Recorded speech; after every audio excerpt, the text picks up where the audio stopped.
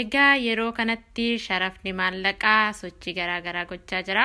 Innis sharafni maallaqaa gadi bu'aatiin hin jira yeroo kana. Gara fuulduraattis baay'ee hin qannasa gadi bu'aa jedhanii namoonni tokko tokkos dubbachaa jiru.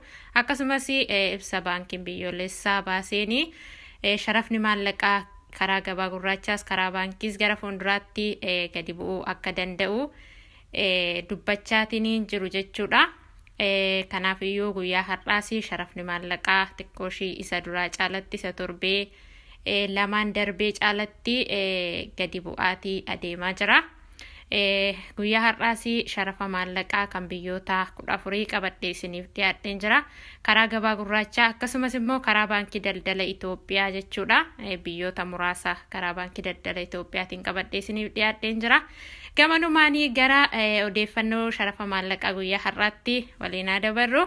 Tokkoffaa irratti kan argannu Ameerikaadha. Ameerikaan doolaarri tokko 179 tuqaa saantiibaa 37 sharafamaa ooleetiin jira karaa gabaa gurraacha. Akkasumas immoo karaa baankii daldala Itoophiyaatiin 150 tuqaa saantiibaa 52 sharafamaa ooleetiin jira. Inni itti aanu yuuroodha. Yuuroon tokko 208 tuqaa saantiibaa 20 sharafamaa ooleetiin jira karaa gabaa gurraacha. Akkasumas karaa baankii daldala Itoophiyaatiin 174 tuqaa saantiibaa 23 sharafamaa ooleetiin jira guyyaa har'aa jechuudha.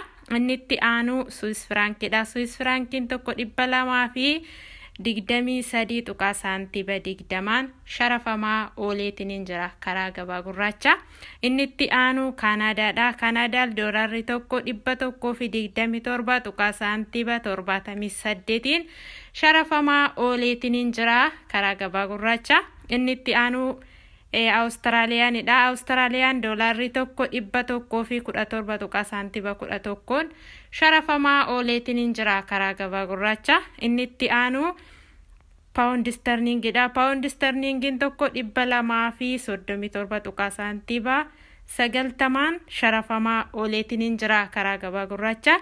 Karaa baankii daldala Itoophiyaa immoo 194 tuqaa 0 saantiibaa 1 sharafamaa ooleetiin jira.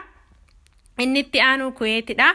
Kuweet diinaarri tokko 585 tuqaa saantiibaa 08 sharafamaa ooleetiin jira. Inni itti aanu Suudiinidha. Suudiin kirooniin tokko birrii 18 tuqaa saantiibaa 92 sharafamaa ooleetiin jira karaa gabaa gurraacha. Inni itti aanu Dubaayidha. Dubaay diraamni tokko 48 tuqaa saantiibaa 87 sharafamaa ooleetiin jira karaa gabaa gurraacha. Karaa baankii daldala Itoophiyaa immoo 40 tuqaa saantiibaa 98 sharafamaa ooleetiin jira. Inni itti aanu Saawudiidha. Saawudii riyaalli tokko 47 tuqaa saantiibaa 83 sharafamaa ooleetiin jira karaa gabaa gurraacha. Karaa baankii daldala Itoophiyaa immoo 40 tuqaa saantiibaa 13 sharafamaa ooleetiin jira. Inni itti aanu Oomaanidha. Oomaan riyaalli tokko 466 tuqaa saantiibaa 52 sharafamaa ooleetiin jira. Inni itti aanu Joordaanidha. Joordaan diinaarri tokko karaa gabaa gurraacha 253 tuqaa saantiibaa 23 sharafamaa ooleetiin jira. Inni itti aanu Bahaariinidha. Bahaariin diinaarri tokko 476 tuqaa saantiibaa 21 sharafamaa ooleetiin jira karaa gabaa gurraacha.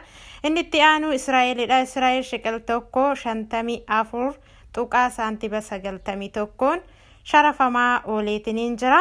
Odeeffannoo sharafa maallaqaa guyyaa har'aatiif qabadhee isiniif dhiyaadhee isa kana fakkaata. Guyyaan har'aa Noovembarii 27 bara 2025 akka lakkoofsa faranjootattidha. Yaadaa fi gaaffii qabdan koomentii irratti naaf barreessaa. Chaanaaliin kun haaraadha. Sabiskiraayib gochuudhaanis obboloonni maatii naaf ta'a. Firoottan keessan hiriyoottan keessaniif immoo sheerii godhaa isaan fayyada jettanii yoo yaaddanii amma qophii biraatiin walitti deebinutti nagaa keessa tura.